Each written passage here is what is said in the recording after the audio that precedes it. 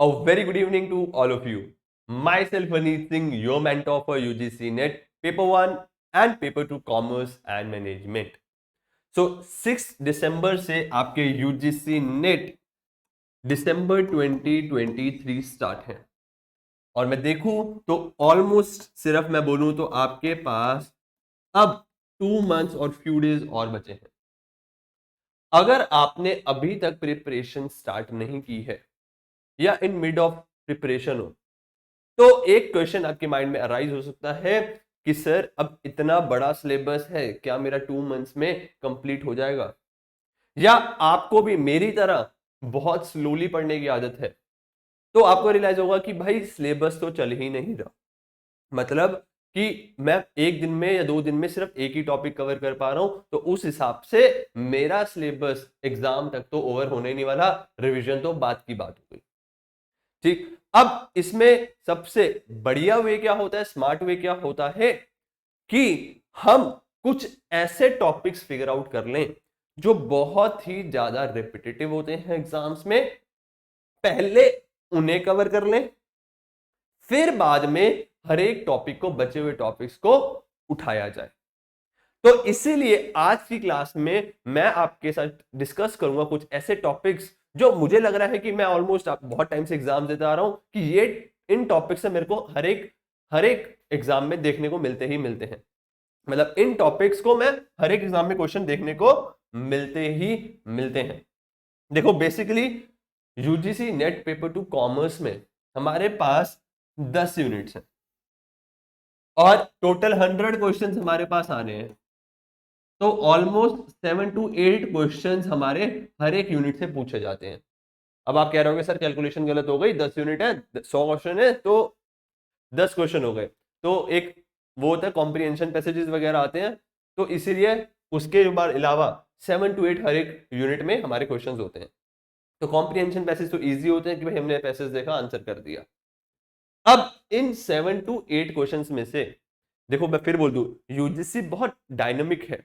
मतलब ऐसा नहीं है कि वो एक ही टाइप का ही क्वेश्चन पूछी जा रहा है या एक ही क्वेश्चन को बार बार रिपीट करी जा रहा है। बहुत ज्यादा वैरायटी ऑफ क्वेश्चंस यूजीसी पूछने लग गया है और टॉपिक्स को भी कम रिपीट करने लग गया है।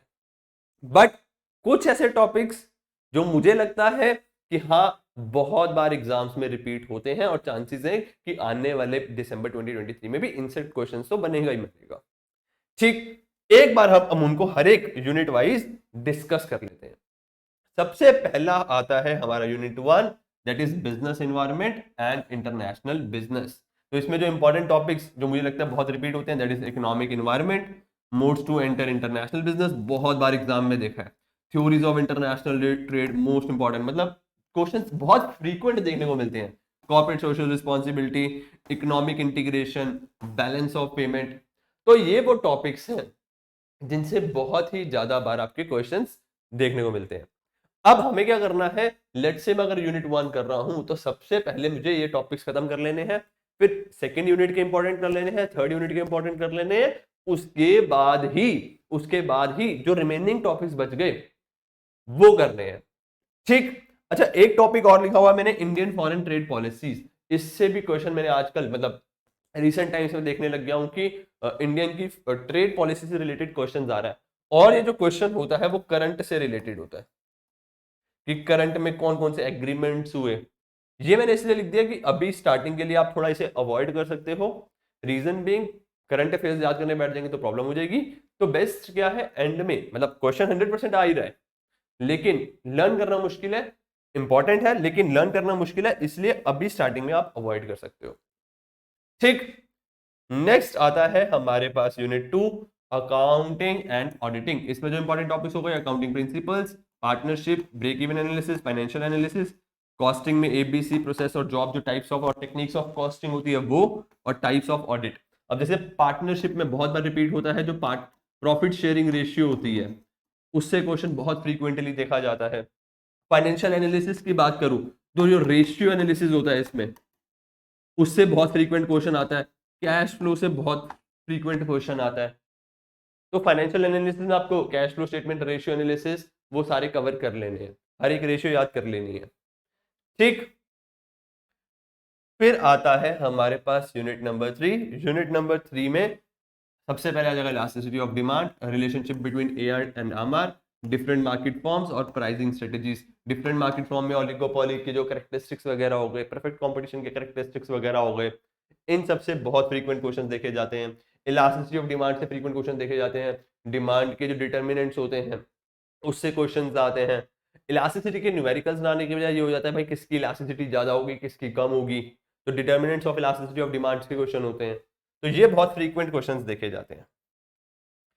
फिर आता है हमारे पास unit number 4, that is business finance. इसमें जो हमारा आ जाएगा capital structure, cost of capital, capital budgeting, dividend decision, international monetary system. ये हमारे कुछ इंपॉर्टेंट टॉपिक्स हो गए। इसमें कैपिटल स्ट्रक्चर जो थ्योरीज हो गई और जो बाकी थ्योरीज हो गई, वॉल्टर थ्योरी हो गई, गॉर्डन हो गई, इनसे क्वेश्चंस बहुत ज्यादा देखे जाने को मिलते हैं।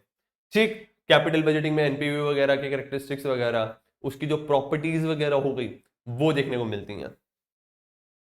फिर आता है हमारे पास unit number 5, that is statistics and research. इसमें central tendency, dispersion, skewness, research में types and designs, hypothesis testing, important बहुत ज्यादा। फिर कोरिलेशन रिग्रेशन बहुत बार देखा इनमें से क्वेश्चन, मतलब ये ऐसे टॉपिक्स हैं कि भाई क्वेश्चन आते ही आते हैं। टाइप्स ऑफ एरर्स हो गए। अच्छा, सेंट्रल टेंडेंसी में क्या हो गया, मीन मीडियन मोड। अब बच्चे क्या करते हैं, मीन मीडियन मोड आता है वो छोड़ के चले जाते हैं, बट इधर आपको थोड़ा सा डेप्थ में पढ़ना पड़ेगा यूजीसी के पॉइंट ऑफ व्यू से, क्योंकि वो मीन निकालने के लिए नहीं बोलेगा आपको, बट मीन की जो प्रॉपर्टीज हो गई, मीडियन की जो प्रॉपर्टीज हो गई, उधर से क्वेश्चंस देखने को मिलते हैं।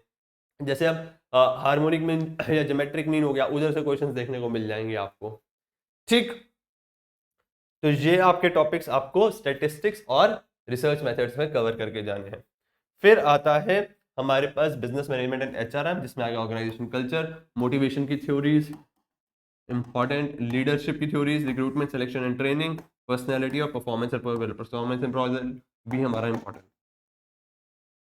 ठीक, आगे चलते हैं। फिर आता है हमारे पास unit number 7, that is banking and financial institutions. इसमें आरबीआई और उसके फंक्शंस, बेसिकली जो भी फाइनेंशियल इंस्टीट्यूशंस है, आरबीआई हो गया, सेबी हो गया, उसके फंक्शंस और रूल्स से क्वेश्चंस देखने को मिलते हैं। प्राइमरी और सेकेंडरी मार्केट, उससे क्वेश्चंस देखने को मिलते हैं। कमिटीज से क्वेश्चन बनता है बहुत बार। अब इसमें लेकिन 1 से 2 क्वेश्चन मेरे को पिछली बार देखे थे कमिटीज से, 1 से 2 क्वेश्चन कमिटीज के पिछली बार भी आए थे। बट हाँ, मैं जनरली जिन स्टूडेंट्स को जल्दी लर्न नहीं होता तो मैं बोल देता हूँ कमिटीज को छोड़ दो, चाहे बाद में कर लेना लर्न, स्टार्टिंग में मत करो। ठीक, फिर आता है हमारे पास unit number 8, marketing management. Marketing management 4 piece हो गया, मार्केटिंग चैनल्स हो गया, मार्केटिंग नीड्स हो गया, एसटीपी हो गया, that is segmentation, targeting and positioning, product life cycle और बाइंग प्रोसेस। ये हो गए हमारे इंपॉर्टेंट टॉपिक्स। फिर आता है हमारे पास unit number 9, that is legal aspects of business. अब इसमें क्या है, अगर आप सिलेबस देखोगे तो कई सारे एक्ट्स दे रखे हैं। अब उन एक्ट्स को लर्न करने बैठोगे तो बहुत ज्यादा टाइम कंज्यूम होता है, इसीलिए मैंने अभी ब्लैंक छोड़ रखा है। रीजन बीइंग कि एक बार जो बाकी इंपॉर्टेंट टॉपिक्स हो गए वो कर लें, उसके बाद हम लीगल एस्पेक्ट्स को उठाएंगे। देखो, लीगल एस्पेक्ट्स में ये नहीं है कि कोई इंपॉर्टेंट टॉपिक है, कोई इंपॉर्टेंट एक्ट है, तो इसलिए मैंने लिखा नहीं। पीओ कुछ भी पूछ रहा है यूजीसी, तो मैं बोल नहीं सकता कि हाँ भाई ये इंपॉर्टेंट है, इसको कर लो, क्वेश्चन बनेगा ही बनेगा। फिर आता है हमारे पास unit number 10, that is income tax and corporate tax planning. तो इसमें डिडक्शन, जैसे डिडक्शन से बहुत बार क्वेश्चंस बनते हैं। आप पास से उठाओगे तो 90% टाइम आपको डिडक्शन से क्वेश्चंस दिखेंगे। फिर हो गया इंट्रोडक्शन। इंट्रोडक्शन में मेरा इधर मीन क्या है, जैसे बेसिक चीजें जो होती हैं टैक्स से रिलेटेड, भाई टैक्स अवॉइडेंस क्या होता है, टैक्स प्लानिंग क्या होता है। टैक्स अवॉइडेंस की बात कर रहा हूँ तो जून 2023 में 2 क्वेश्चन टैक्स अवॉइडेंस से, मतलब एक ही कंसेप्ट पे 2 क्वेश्चन आए हुए थे। तो जो बेसिक बेसिक होते हैं, SSC tax avoidance, tax planning, tax erosion, वो टॉपिक्स आपको समझने हैं। फिर डिडक्शन लर्न करनी है। उसके बाद रेजिडेंशियल स्टेटस, इससे क्वेश्चन बनता है। Assessment of individual, salary, house property, उधर से क्वेश्चन बनता है। और क्लबिंग और सेट ऑफ वगैरह, उससे क्वेश्चंस देखने को मिलते हैं। ठीक, अब ये हो गए हमारे कुछ ऐसे टॉपिक जो बहुत ही ज्यादा फ्रीक्वेंटली हमें एग्जाम में देखने को मिलते हैं। फिर बता दूं, ये आपके वो टॉपिक्स हैं जो मुझे लग रहा है कि मेरे पास देखे हैं बहुत सारे, तो उसके बाद फ्रीक्वेंटली इनसे क्वेश्चंस आते हैं। अब टाइम कम है, इसीलिए हमारी स्ट्रेटेजी क्या होनी चाहिए कि सबसे पहले सर हमने ये टॉपिक्स कर लिए, बाकी टॉपिक्स भी छोड़ने नहीं है। देखो, 10 यूनिट से, तो ऑलमोस्ट मैंने 50 to 60 टॉपिक्स आपको बताए होंगे। अब 50 to 60 टॉपिक्स में 50 से 60 क्वेश्चंस आएंगे, तो रिमेनिंग जो 50-60 क्वेश्चंस बच गए वो कहां से आएंगे, वो रिमेनिंग टॉपिक से आएंगे। अब सबसे पहले हमें इसको कवर करना है, उसके बाद दूसरों में जाना है। क्यों? इनको कवर करने के बाद एक चीज मैं स्टार्ट कर सकता हूं, मैं साथ साथ रिवीजन करनी स्टार्ट कर सकता हूं, साथ साथ मैं मॉक टेस्ट लगाने स्टार्ट कर सकता हूं, ताकि ये ना हो कि मैं, देखो अगर मैं नॉर्मल पढ़ने बैठा तो पता चले मैंने सिर्फ बिजनेस एनवायरनमेंट में बहुत ज्यादा टाइम वेस्ट कर दिया, आधा महीना वेस्ट कर दिया। फिर अकाउंट करने बैठा, मैं इतनी डेप्थ में घुस गया कि एक महीना निकल गया। देखो अगर अकाउंट का सिलेबस देखो, अगर पूरा थॉरली पढ़ा जाए मान लो, तो वो एक महीना खा जाएगा, बट इतना टाइम है नहीं।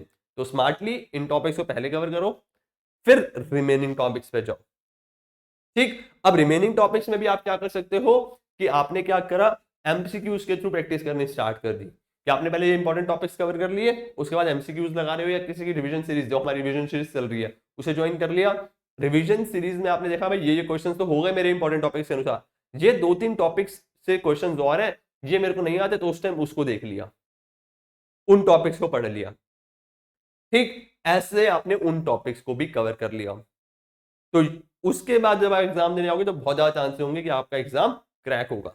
जब फिर बोल दूं, देखो यूजीसी में पहले होता था कि बहुत इजी क्वेश्चन आते थे, अब एग्जाम का पैटर्न का चेंज हुआ है, अब बहुत ज्यादा डायनेमिक चेंजिंग क्वेश्चंस आते हैं, ऐसा नहीं है कि फिक्स्ड है।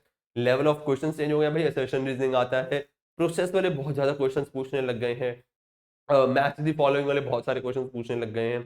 तो उसके अकॉर्डिंग अब आपको भी ज्यादा मेहनत करनी पड़ेगी, टाइम कम है, फोकस रहो और अच्छे से प्रिपरेशन करो। ठीक है, so that's all for a day, bye bye, take care, all the best.